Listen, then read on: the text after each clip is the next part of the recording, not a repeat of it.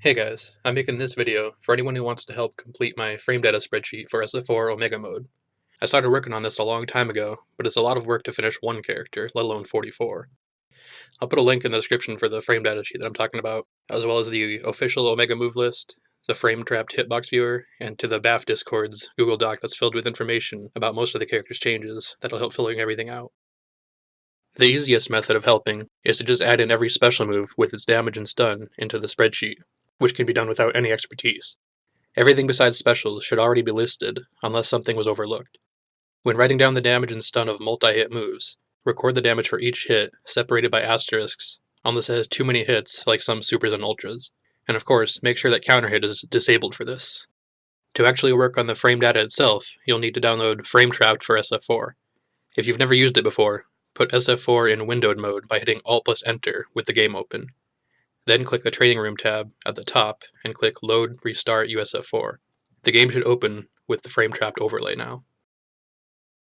Go into Training mode, pick your Omega character, and then go to the Hitbox Viewer tab on the upper right and enable hitboxes.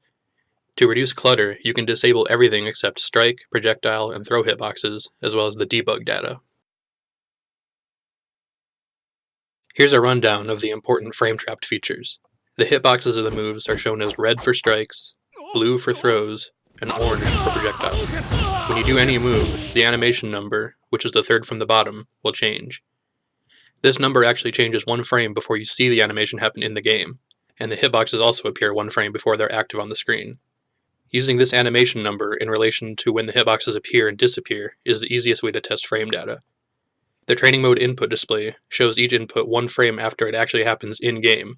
This means that there's actually a 2-frame gap between the animation number changing and the input display showing the move, at least on my PC. The bottom number on the debug display is for frame advantage. This would be really convenient if it was accurate, but my testing has shown that this result is off by around 1 frame, way too often to be trusted. For some characters, over half their moves showed incorrect frame advantage, so that's why I'm using a different method that I'll go over soon. And at the bottom center of the screen, you'll see the frame counter. All this does is it counts the number of frames that have passed. It's useful to verify that any recording you make isn't skipping any frames, since the recordings need to be at a consistent 60 frames per second. Frame trap tends to get laggy after a short while, especially when switching characters, so I usually close and restart it frequently. Using recording software like OBS or Shadowplay, start recording at 60 FPS, so you can count the move's frames in the video playback. Make sure your video player can easily move forward and back in 1-frame increments. I use MPC-HC, which lets you move 1 frame at a time with arrow keys. VLC is the absolute worst for this, so definitely use something else. To test a move's startup, whiff the attack and then hold straight up.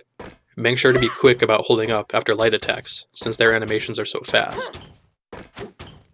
In the video playback, start counting the frames when the animation number changes, up to the first frame that the hitbox appears.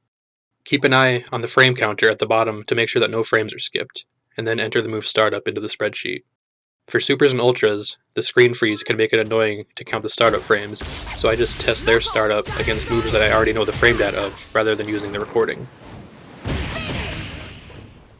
Counting the active frames is pretty self-explanatory, except for multi-hit moves. Just count how many frames the hitbox is active, making sure that the move is whiffing so that hit stop doesn't interfere. For multi-hit moves, count the active frames of each separate hit.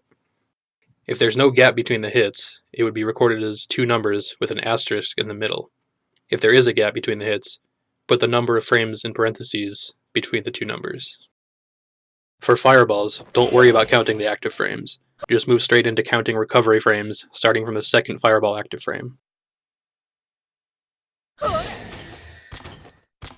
To count recovery frames, start counting on the first frame that the final hitbox disappears, up until the end of the move. The animation number will change to 4 when the character starts to neutral jump, so the last frame you would count would be the frame just before that. Again, make sure that there were no frame skips. I usually record every move 3 or 4 times in a row, just in case the skip happens on one of them. When testing close normals, you'll have to set the opponent to neutral jump, so that you can make the attack whiff under them. The same principles apply, but the slightly different camera position can make it a little harder to see some of the hitboxes.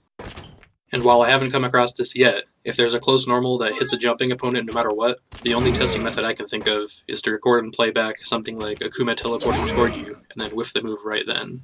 Now for the more annoying part. To test frame advantage on hit or block, you basically do the same thing, but without whiffing the move. While the opponent isn't hit stun or block stun, pause and set them to jump, and then unpause and hold up yourself. You'll then count the number of frames of difference between when each character started jumping. Start counting when the first character's animation number changes to 4, and stop counting the frame before the second character's animation number changes to 4. The resulting number will be the frame advantage. If the move knocks down on hit, you don't need to record anything for the on-hit section. And obviously, command throws don't need this information either, unless it leaves the opponent standing on hit, like Makoto, Fei, Yun, and Yang.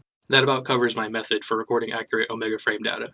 If anyone feels like contributing, just check out the spreadsheet link in the description and request access to it. If any move causes issues, just make a note of it, and I'll take a look myself when I have the time. Thanks for watching. It's my first time doing a voiced video, so hopefully it turned out okay. And remember, Ibuki is fair.